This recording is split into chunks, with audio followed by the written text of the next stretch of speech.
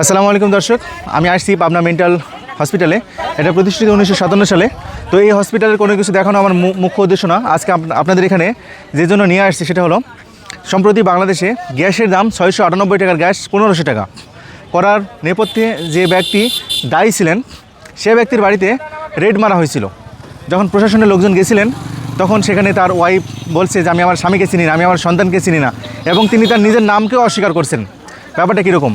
তো আমি ওই ভদ্রমহিলাকে এখানে আসতে বলবো মানসিক হসপিটালে পাবনাতে কিছু সময় থাকার জন্য।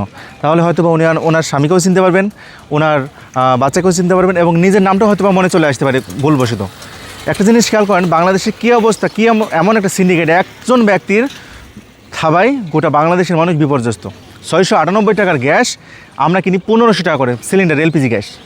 তাহলে বুঝেন কী অবস্থা। কত বছর কী হয়েছিল, একটা খাসির দাম 10 লক্ষ টাকা, একটা মতিউর কাণ্ডে গোটা দেশবাসী হুলস্থুল। পরে কী করলো, মতিউর বলে যে আমি আমার ছেলেকে চিনি না, মতিউর ছেলে বলে আমি আমার আব্বাকে চিনি না। কী একটা অবস্থা। তো আপনাদের মতো ব্যক্তির জন্য এই সমস্ত জায়গা, ঠিক আছে?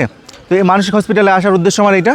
তো আপনারা দয়া করে এখানে আসবেন, তাহলে হয়তো বা সব কিছু চিনতে পারবেন। আর বাংলাদেশটাকে একটু সুস্থ এবং সুষ্ঠুভাবে পরিচালনা করার জন্য একজন ভালো মানুষকে রাষ্ট্র ক্ষমতায় বসান। থ্যাংক ইউ সবাইকে।